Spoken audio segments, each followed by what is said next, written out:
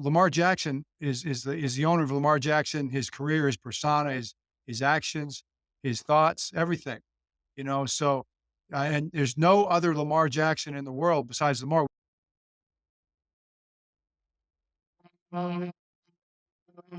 Go get me some knowledge. How much of that coaching all those different positions, coaching special teams, interacting with almost every single player, how much of that do you think created your ability to interact and build relationships?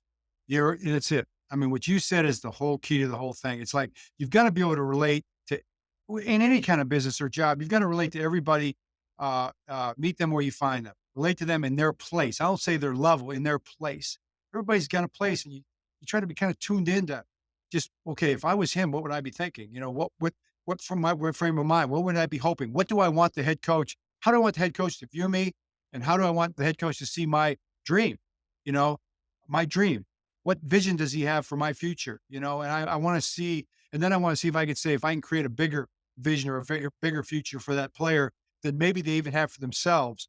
Like, sometimes we're afraid to say, we're afraid to really believe it could be true. Could it be true that I could be a Pro Bowl player in the National Football League? Is it even possible? Do I even dare? Because if I say it, somebody might laugh and think that that's so ridiculous, because I'm just an undrafted rookie free agent who played at, McNeese State or somewhere. And Yeah. how could I even think that I could be in the Hall of Fame someday? But I know that's what I really want. That's what I'm really hoping for. Okay. And so I think speaking into that, that kind of like that potential truth is what, like, to me, I try to do. It's like the greatest joy in coaching. So that relationship is built around football. Okay, now let's start. And then you say that, you say, let's start talking about that. Like, what's it going to take to get there? Are you Yeah. willing to do that? What it's going to take to get there? And to me, that's the funnest part of the job. I would just add to that what your perceived limitations are when you walk into an organization, what somebody has labeled you as, and your ability to. I do think there's this fear of failure that some young athletes avoid addressing what I can become because maybe there's some shame that comes with it. Maybe there's somebody who's watching. Hey, you were talking about how you want to do that and you fell flat on your face. How's it feel now? Right. So if you're trying to encourage people to overcome their own perceived limitations, what are some tricks or phrases that you use to got to get them out of their own way? Well, one of the things I tell the guys all the time is, like, you need to express your vision, your dream, your plan.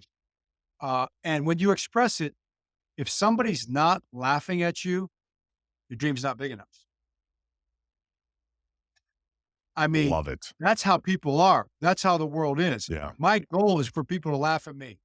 My goal is for people to say, you could never. I mean, to be a head coach in the National Football League, there was a time, believe me, when I wouldn't even have said it, and people would have laughed if I had said it. Although I know in my heart, I believed I could do it. Um, I want to encourage guys. I want to encourage guys to meet that head on what you're talking about, like the whole pigeonhole thing.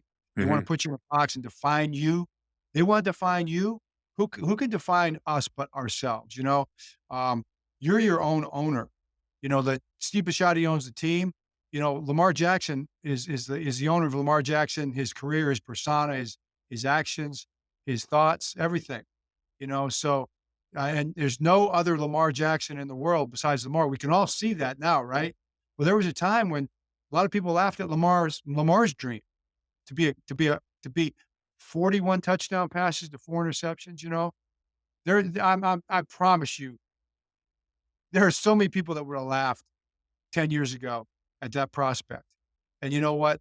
But Lamar wasn't laughing. His mom wasn't laughing all those years ago. And I think that's true for everybody. We had a bunch of girls in here, Christian, yesterday, the Lift conference. And they're the young leaders, the high school athletes who are just designated from their high school as being leaders on their teams and in their school. And they come in and they're just like my daughter was, 7, 8 years ago. And I just see them and I just want to, like, oh my gosh, you got your whole future in front of you. And it just, the idea is that there's nobody like you. There's nobody that can do what you do the way you do it. There's nobody, for Allison, my daughter, there's nobody that can play the way you play. So Yeah, you can play better, you can play harder, you can learn, you can improve, but don't let any coach or any player or any fan or anybody else tell you that the way you play is not the way you play the way God taught the way God gifted you to play. You see the field, you move the ball, you've worked hard to build into that skill set. You embrace the way you play that way, nobody can hold you back. You're the only you there's ever gonna be.